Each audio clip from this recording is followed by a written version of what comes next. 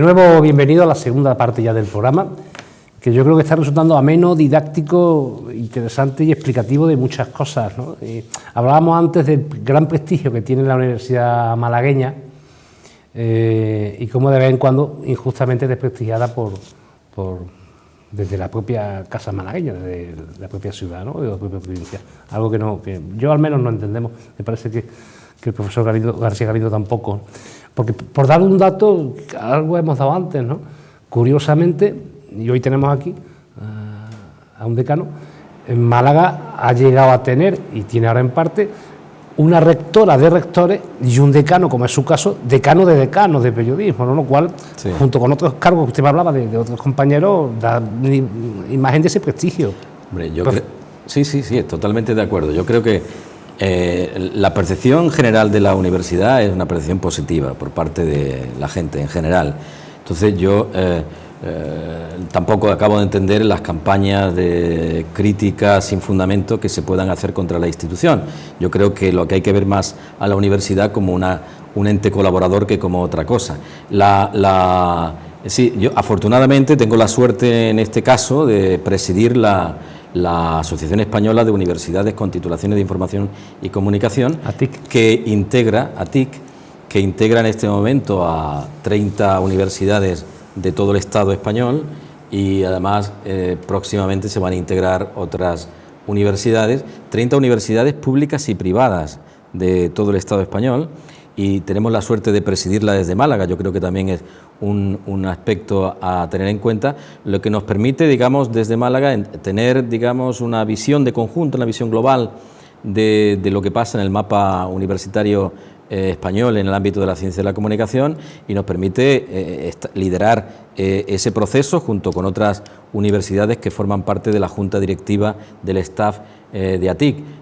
ATIC es una asociación, yo creo que muy importante, que nace justamente para defender en todo el Estado español pues nuestras titulaciones universitarias, las que tienen que ver con la ciencia de la comunicación, es decir, con el periodismo, con la comunicación audiovisual y con la publicidad y relaciones públicas. Entonces, nosotros somos un agente interlocutor con las consejerías y con el ministerio de cara pues a las posibles medidas que puedan afectar al ámbito de nuestros estudios universitarios.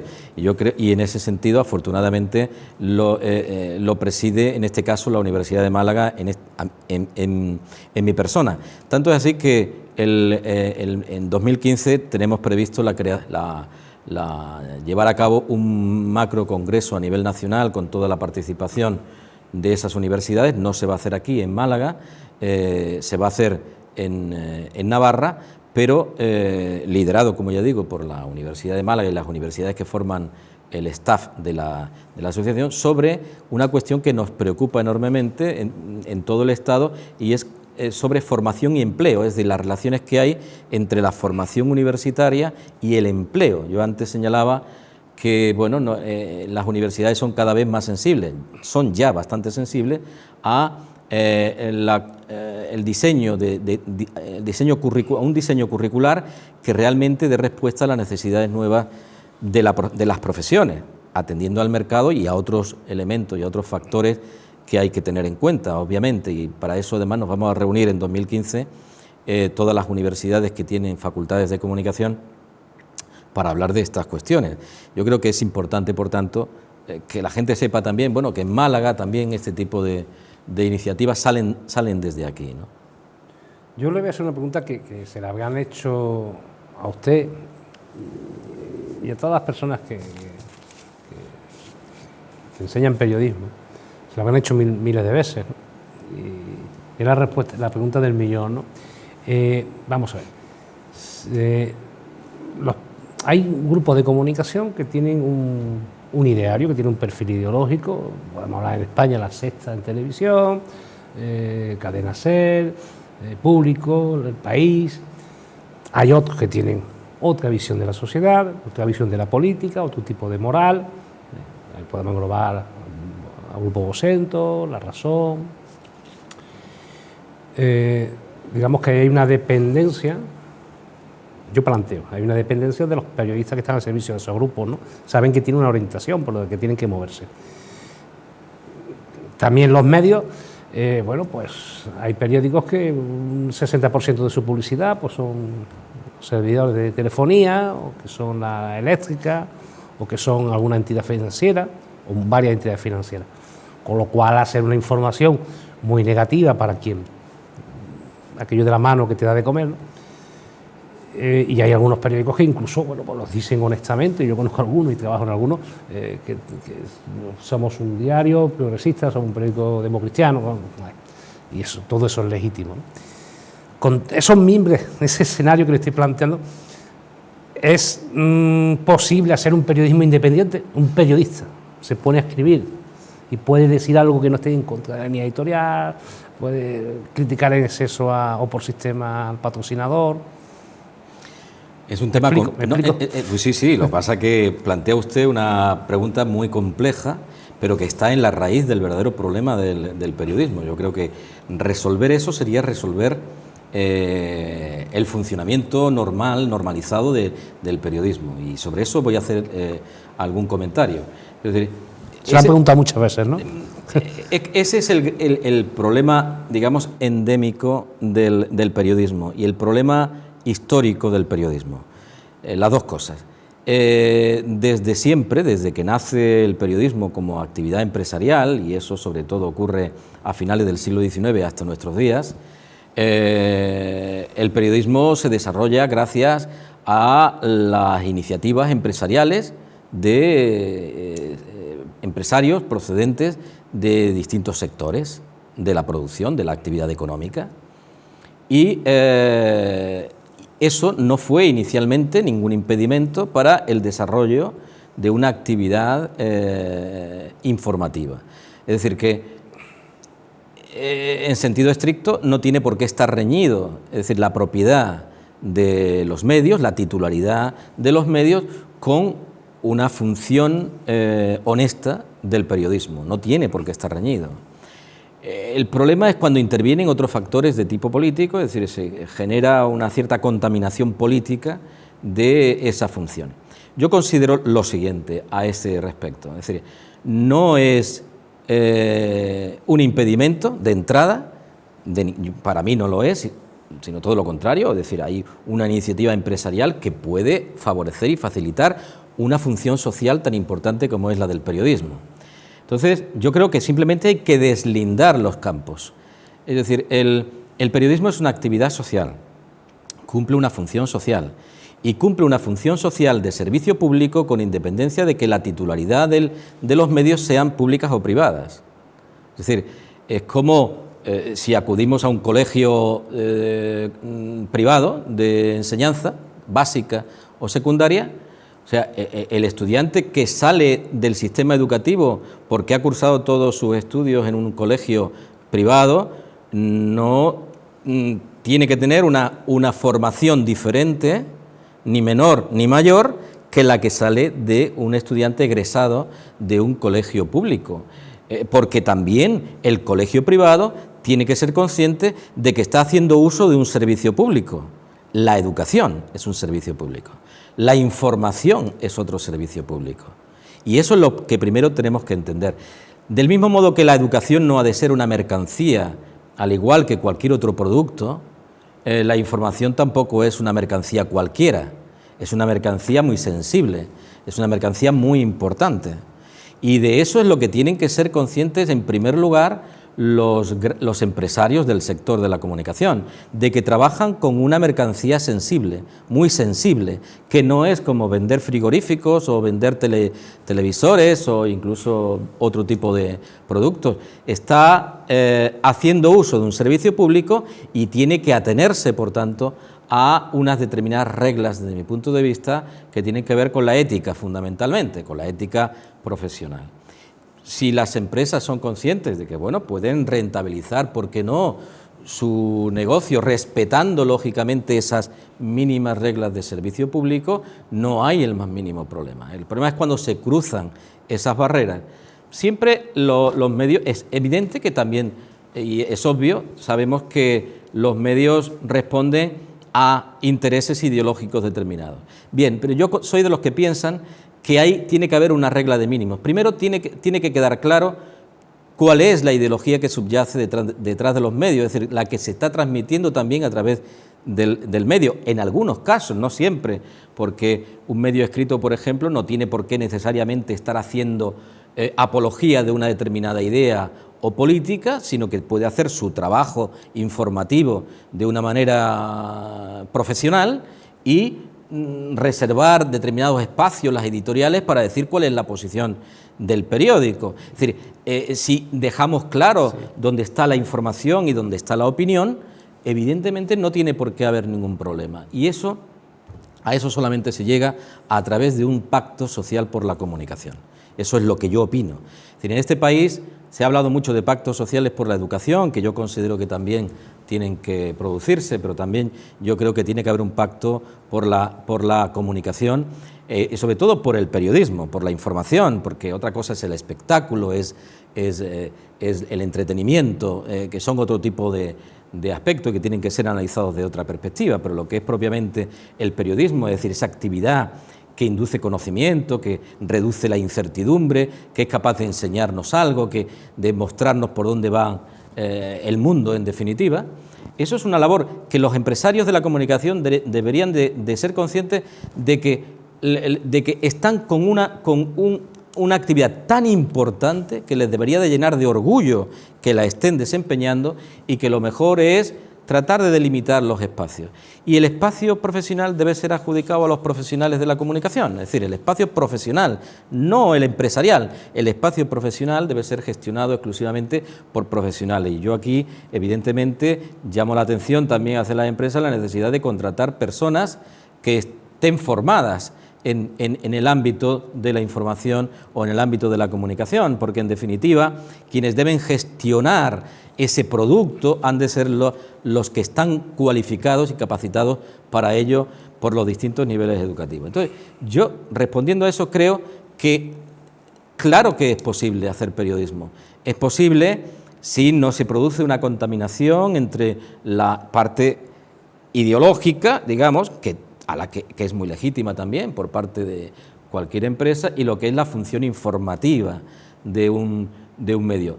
Es muy difícil. Y en nuestro país, dada la situación política, dada la deriva política que ha tomado nuestro país en los últimos años, donde hay, digamos, una cierta crispación política, hay mucha parafernalia en torno a la información, que lo que está haciendo desde mi punto de vista es desdibujar el papel que deben de tener los comunicadores, que deben de tener los periodistas fundamentalmente en este caso, distinguiéndolo de la labor de la empresa, ¿no? Yo creo que hay que ponerse de acuerdo. A los ciudadanos no se les puede estar ofreciendo un producto falto de credibilidad. Uno de los grandes problemas que tiene el periodismo hoy es justamente ese, la falta de credibilidad por parte de la sociedad española. Es decir que, bueno, si antes uno se acercaba a un medio cualquiera, sea audiovisual o escrito, y se acercaba al kiosco y se sentía totalmente identificado con lo que decía y dice su periódico, ahora la realidad es que ha descendido además el índice de lectura, entre otras cosas, lectura de prensa, entre otras cosas por esa falta de credibilidad de los medios. Yo creo que eso hay que recuperarlo. Y los grandes empresarios, los empresarios del sector, lo que tienen que ser conscientes es que están trabajando con una herramienta muy sensible, con unos medios que son muy sensibles, y con un producto que es la información, que es sumamente importante para la sociedad. Los que nos dedicamos a la formación de periodistas, evidentemente no tenemos más remedio que denunciar este tipo de cosas, porque lo que queremos es que nuestros profesionales tengan salidas laborales, nuestros profesionales enriquezcan a los medios de comunicación, con el respeto absoluto, evidentemente, a las lógicas empresariales y a la ideología que pueden defender una empresa, que, como yo bien decía antes, simplemente delimitando dónde está la información y dónde está la opinión, eso queda, en principio, yo creo que claro, ¿no? Ha hecho mención a los programas de ocio, que es otra cosa, así lo ha calificado, distinta, entertainment, y ha hablado también de los políticos, de la relación, la crispación. ¿Qué le parece, por ejemplo, que Pedro Sánchez, el nuevo líder del Partido Socialista, pues llame a un programa de Jorge Luis Vázquez programa de prensa rosa, ¿no? Para decir que quiere defender una posición o que participe en un programa de ocio como es El Hormiguero. Bueno, yo creo que hay otras llamadas que hacer antes que esa. Yo creo que, bueno, desde una lógica política, es decir, de llegar a todos sitios, de ir, como decía Pedro Sánchez, a donde está la gente, bueno, pues quizá desde esa óptica política actual, pues pueda tener un cierto sentido. Yo creo que lo que debería hacer un político es poner en entredicho las características de algunos programas y por lo menos cuestionarlos antes que contribuir a, digamos, a su éxito, ¿no? Porque una llamada de Pedro Sánchez a un programa de este tipo, lógicamente, le ha dado mayor credibilidad a un programa que está basado justamente en todo lo contrario. Entonces, yo creo que lo primero que hay que hacer es, bueno, hacer un análisis real de cuál es la situación de la televisión, de los programas que hay en televisión, y yo creo que eso hay que hacerlo antes que llamar allí. Sobre todo cuando, al parecer, esa llamada se hacía sin que el alcalde de su propio partido, donde se desarrolla la actividad del Toro de la Vega, en Tordesillas, no tenía constancia de la opinión de su secretario general, ¿no? Muy bien. Vamos a hablar de otra pregunta que en estos tiempos es obligatoria hacer.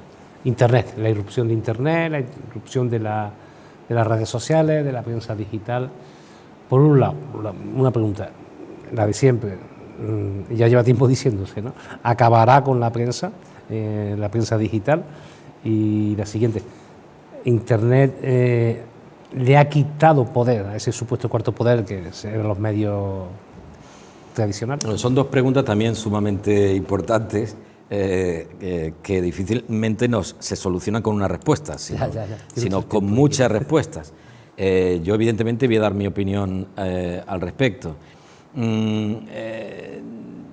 Hace ya 20 años aproximadamente venimos oyendo hablar de la desaparición del papel y bueno, hay ciertos teóricos y ciertos gurús que hace 20 años nos decían que el papel había muerto y que todo iba a ser digital. Han pasado 20 años, pasarán otros 20 años y algunos más y seguiremos estando, desde mi punto de vista, en un largo proceso de transición.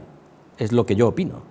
Lo que yo pienso es que estamos nace un medio de medios en este caso, Internet, que tiene ya una larga existencia, primero con usos militares y luego civiles, que se está desarrollando enormemente, que ha llegado obviamente para quedarse y para seguir extendiéndose, eso es indudable, pero estamos en un proceso de transición que no necesariamente significa la desaparición del papel ni la supremacía absoluta de la prensa digital, sino la adaptación de los soportes. Yo creo que a lo que caminamos en los próximos años, no sé qué pasará dentro de 50 y no me atrevo a augurar absolutamente nada, pero lo que va a pasar en los próximos años es lo que ya está ocurriendo, es una adaptación de soportes. Es decir, cuando nace la radio, cuando nace la televisión, cuando nace la prensa escrita, siempre se piensa que el medio que nace nuevo viene a sustituir al anterior y a hacer desaparecer. Cuando nace la radio, bueno, por esto de que podíamos oír las noticias y no tener que leerlas, se presuponía que el periódico iba a desaparecer. Cuando nace la televisión, como además de oír se veía, se nos decía que la radio desaparecía al igual que el periódico.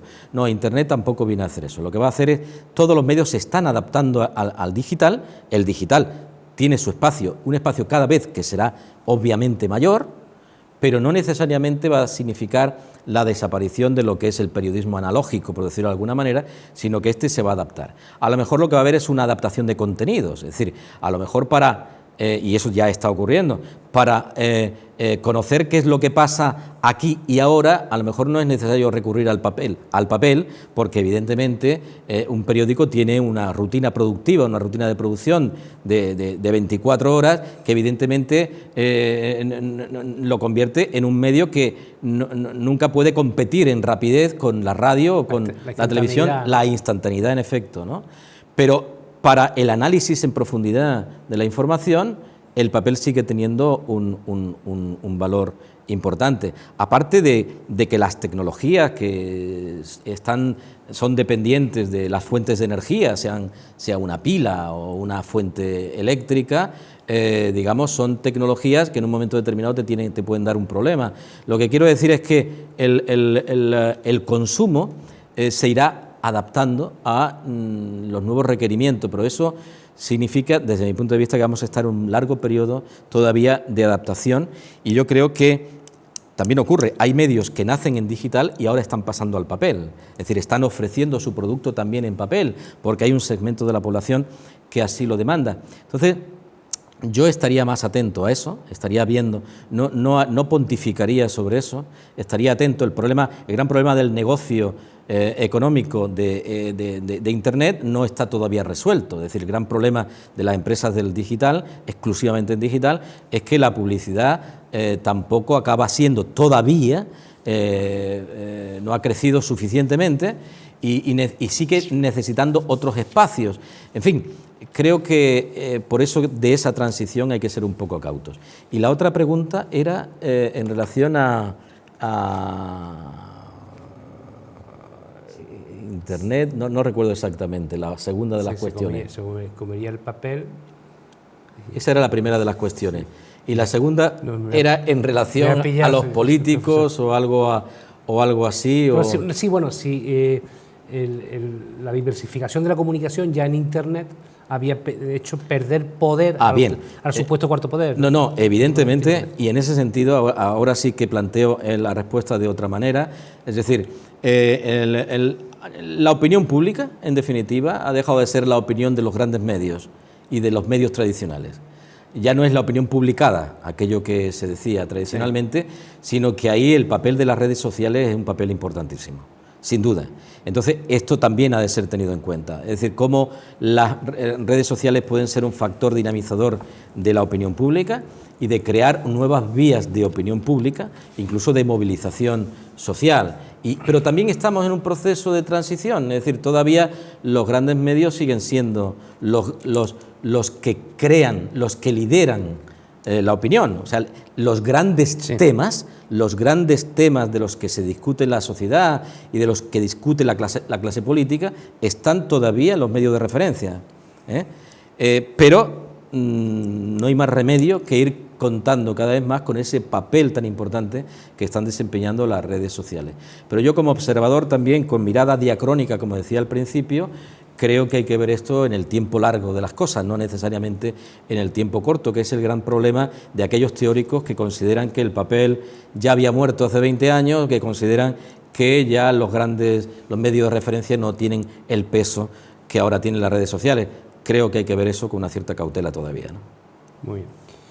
Estamos llegando a la parte final ya del programa, donde intentamos ser un poco originales, ampliar un poco más ese retrato, esa foto del personaje con preguntas simples, cortitas, de respuestas también cortas, porque estamos en la última fase y quiero que defina un poco más el perfil del personaje.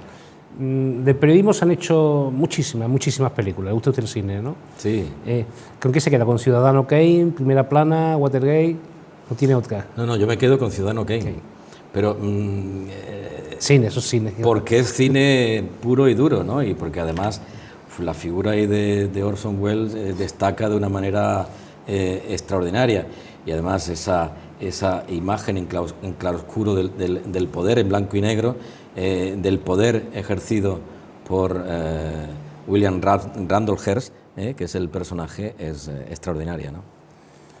Juan Antonio García Galindo, ¿cómo disfruta fuera de su rato de asueto, en el poco tiempo que te dispone? Bueno, procuro que sea el máximo tiempo posible con la familia, sin duda, pero con los amigos y actividades. Me gusta mucho salir y entrar con amigos para charlar, para conversar, para tomar una cerveza, para dialogar. Me gusta mucho el cine, como acabamos de decir. Me gusta salir a andar por el campo, eso es algo que me gusta mucho, callejear, es decir, pero no es hacer deporte por hacerlo, es es hacerlo descubriendo algo, descubriendo un paisaje nuevo, un lugar nuevo, una mirada nueva de algo. Es decir, disfruto del paseo y del camino, intentando descubrir cosas. Entonces, esas son mis aficiones. La lectura, evidentemente, en fin, tampoco soy muy original, quiero decir, hago lo que puedo y sobre todo disfruto de las personas, ¿no? Y ya que le gusta conocer nuevas miradas, nuevos paisajes, ¿qué sitio, es una pregunta común que hacemos a todos los entrevistados, ¿qué sitio elegiría usted en Málaga para poder perderse unos días, ¿no? En Málaga, en Andalucía, en España y en el extranjero, 4 sitios. Sí, en Málaga la Serranía de Ronda me parece un sitio extraordinario que tenemos que seguir preservando. La naturaleza nos rodea por todos sitios ahí, hay cantidad de lugares que recorrer. En Andalucía me gusta mucho lo que es el Rompido, en Huelva. Me gusta mucho la desembocadura del río Piedras, todo ese paraje del Rompido y el Portil, que aunque cada vez está siendo más urbanizado, pero todavía conserva la naturaleza en primer grado. Hay mucho más sitios, evidentemente, que yo diga estos no significa que sean los únicos.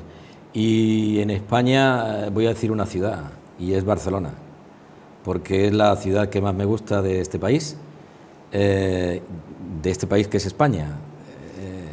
Creo ser claro en este sentido. Para mí la ciudad más europea. Donde yo he tenido la suerte también de poder estudiar en la Universidad Autónoma, y es una ciudad, europea, como usted dice, que me parece que, bueno, y donde además uno se sigue sintiendo español perfectamente.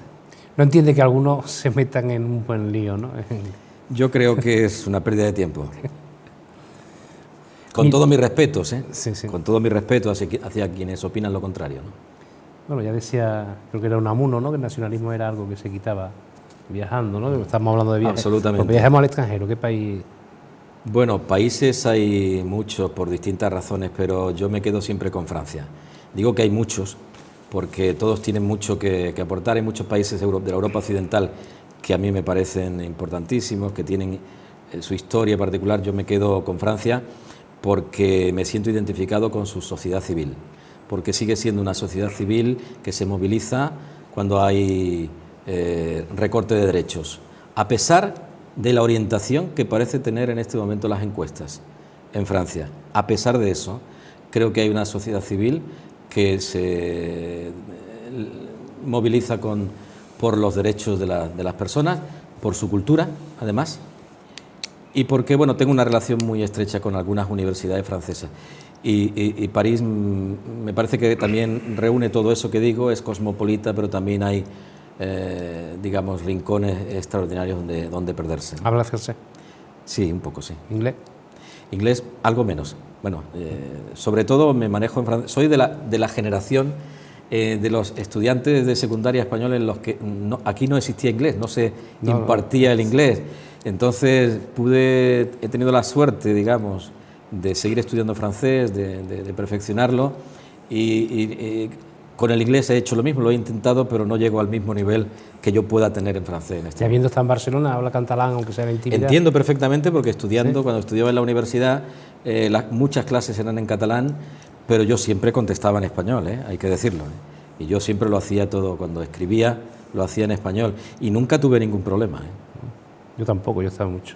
Pues si os plau, le sigo a la siguiente pregunta.